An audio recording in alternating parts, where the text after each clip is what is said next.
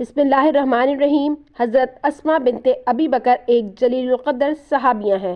یہ نبی کریم صلی اللہ علیہ وآلہ وسلم کے خلیفہ حضرت ابو بکر صدیق کی صاحبزادی اور زوجہ نبی حضرت عائشہ کی بہن اور حواری رسول زبیر العوام کی زوجہ اور شیروں کے شیر شہید مصلوب عبداللہ بن زبیر کی والدہ تھیں۔ یہ ابتدا ہی میں ایمان لے آئیں اور اس وقت ایمان لائیں جب نبی کریم صلی اللہ علیہ وآلہ وسلم اپنے ہی لوگوں کے ہاتھوں ستائے جاتے تھے۔ جب ہجرت کی غرض سے حضرت ابو بکر صدیق یعنی حضرت اسماء کے والد اور نبی کریم صلی اللہ علیہ وآلہ وسلم غار ثور تک، یہ تقریباً 3 میل کا سفر رات کے اندھیرے میں چھپتے چھپاتے طے کرتی، پھر پہاڑ پر چڑھ کر غار ثور میں پہنچتی اور انہیں کھانا اور مکے کی خبریں پہنچاتی۔ جب وہ ان 2 عظیم مہاجروں کے لیے کھانا لے جانے لگیں تو باندھنے کے لیے ایک دفعہ کوئی چیز نہ ملی۔ انہوں نے اپنے کمر بند کو 2 ٹکڑے کر کے ایک سے پانی کا مشکیزہ اور دوسرے سے کھانا باندھا۔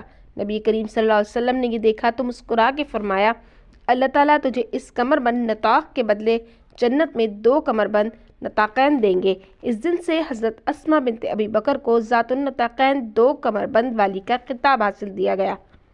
ایک روز جب نبی کریم صلی اللہ علیہ وسلم اور حضرت ابو بکر صدیق غار ثور میں تھے، حضرت اسماء سے معلوم کرنے کے لیے کہ نبی کریم صلی اللہ علیہ وسلم اور حضرت ابو بکر کہاں ہیں، ابو جہل ان کے گھر آیا۔ حضرت اسماء نے منع کر دیا کہ وہ اس بارے میں کچھ نہیں جانتی۔ ابو جہل نے حضرت اسماء رضی اللہ کو ایک ہاتھ مارا، لیکن اس بدبخت کے اس تھپڑ سے ان کا سر اس کے سامنے جھکا نہیں، بلکہ ایمان، صبر اور عزت دین و ایمان میں اضافہ ہو گیا۔ اس کے بعد ان کے دادا ابو قحافہ آئے۔ انہیں اس وقت صحیح سے دکھائی نہیں دیا کرتا تھا، یعنی وہ نابینا تھے۔ انہوں نے حضرت اسماء سے کہا، سنا ہے ابو بکر نے سارا مال سمیٹ کر خود جا کر تمہیں پریشان کر دیا؟ تو حضرت اسماء نے اپنے دادا کو جواب دیا، نہیں، وہ تو ہمارے لیے بہت سا مال چھوڑ کر گئے ہیں۔ انہوں نے کچھ پتھر جمع کر کے گھر کے کونے میں ڈالے اور ان پر کپڑا ڈھک دیا اور اس پر اپنے دادا کا ہاتھ رکھا دیا اور کہا کہ دیکھیں یہ رہا مال۔ یہ دیکھ کر ابو قحافہ نے کہا، چلو اگر وہ مال چھوڑ کر گیا تو اچھی بات ہے اور کوئی مسئلہ نہیں۔ حضرت اسماء نے اپنے شوہر کے ساتھ ہجرت کی۔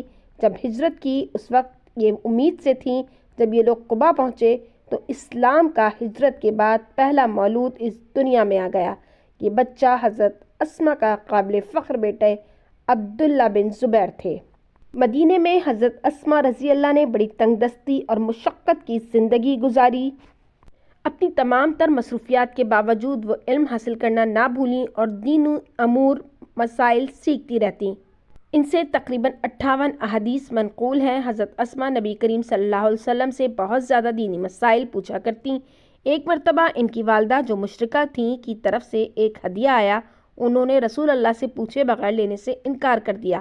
پھر اس کا مسئلہ پوچھا تو یہ آیت نازل ہوئی، اللہ تعالیٰ تمہیں ان سے نہیں روکتا جنہوں نے دین کے معاملے میں تم سے قتال نہیں کیا اور تمہیں تمہارے گھروں سے نہیں نکالا، تم ان پر احسان کرو۔ سورہ ممتحنہ آیت نمبر 8۔ نبی کریم صلی اللہ علیہ وآلہ وسلم نے حضرت اسماء کو حکم دیا کہ اپنی والدہ سے صلہ رحمی کریں۔ حضرت اسماء بہت زیادہ سخی خاتون تھیں، دوسرے دن کے لیے کوئی چیز اٹھا کر نہ رکھتیں، مریضوں کی تیمارداری کرتیں اور اپنی بچیوں اور گھر والوں سے کہتیں، خرچ کرو اور صدقہ کرو۔ ایک مرتبہ ان کے بیٹے عبداللہ ان کے پاس آئے۔ حضرت اسماء کی عمر اس وقت 100 سال سے زیادہ تھی۔ عبداللہ نے کہا، اے اماں، مجھے لوگوں نے رسوا کیا ہے، حتیٰ کہ میرے گھر والوں میں سے بھی اکثر لوگ میرے ساتھ نہیں۔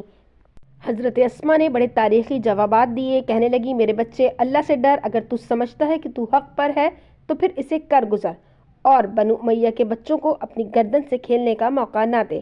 ہاں، اگر تو دنیا کا مال و اسباب چاہتا ہے تو بہت برا بندہ ہے، تو نے خود کو بھی ہلاک کیا اور ساتھیوں کو بھی، تو دنیا میں اور رہ کتنا سکتا ہے؟ زبیر کے بیٹے قتل ہو جانا ان حالات سے بہتر ہے جو بعد میں پیش آئیں گے۔ خدا کی قسم، تلوار کی ضرب سے عزت کے ساتھ مر جانا ذلت کے ساتھ کوڑے کھانے سے بہتر ہے۔ یہ تھا ایک والدہ کا سچا اور حق پر مبنی مشورہ۔ اس کے مقابلے میں انہوں نے اپنی مامتا کا ذرا لحاظ نہ کیا۔ عبداللہ نے کہا، اماں مجھے ڈر ہے، اہل شام مجھے قتل کریں گے، اس کے بعد میرا مسئلہ کریں گے۔ تو انہوں نے جواب دیا کہ بیٹا، میرے بچے، بکری کو ذبح ہو جانے کے بعد پکنا تکلیف نہیں دیتا۔ عبداللہ بن زبیر رضی اللہ نے اپنی ماں کے سر کو چوما اور کہا، واللہ میری بھی دعوت اور رائے یہی تھی، مگر میں نے چاہا کہ اپنی ماں کی رائے بھی جان لوں تاکہ میری قوت اور بصیرت بڑھ جائے۔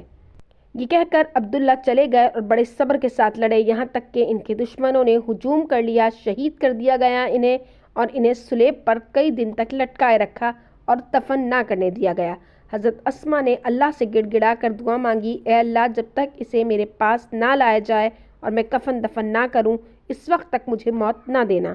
پھر حضرت اسما حجاج کے پاس گئیں، اس کے سامنے جا کر کھڑی ہو گئیں تو اس نے کہا، دیکھا تو نے میں نے تیرے بیٹے کے ساتھ کیا کیا؟ حضرت اسما نے کہا، تو نے اس کی زندگی برباد کر دی، لیکن اس نے تیری آخرت برباد کر دی۔ پھر کہا، کیا اس سوار کے اترنے کا وقت ابھی نہیں آیا؟ تو حجاج نے کہا، اس منافق کے؟ اسما بولی، واللہ یہ منافق نہیں، بلکہ یہ تو روزے رکھنے والا اور قیام اللیل مسلمان ہے۔ حضرت اسما نے مزید فرمایا، ہاں، رسول اللہ نے خبر دی تھی کہ ثقیف قبیلہ میں کذاب اور ایک سفاک قاتل ہوگا۔ کذاب یعنی مراد مختار جس نے نبوت کا دعویٰ کیا تھا، اسے تو ہم نے دیکھ لیا، اور سفاک قاتل کے بارے میں میرا خیال یہ ہے کہ وہ تو ہی ہے۔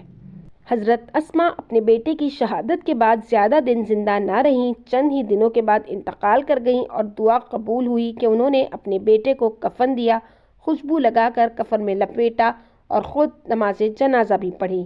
حضرت اسما نے 100 سال سے زائد عمر پائی، اس کے بعد اس دنیا سے رخصت ہوئیں۔ اس عمر تک نہ ان کے دانت ٹوٹے، نہ ہی عقل و خرد میں کوئی فرق آیا۔ آپ پر اللہ تعالیٰ کی کروڑوں نعمتیں ہوں اور آپ اپنے ساتھی اصحابیہ کے ساتھ جنت میں جمع ہو جائیں، آمین۔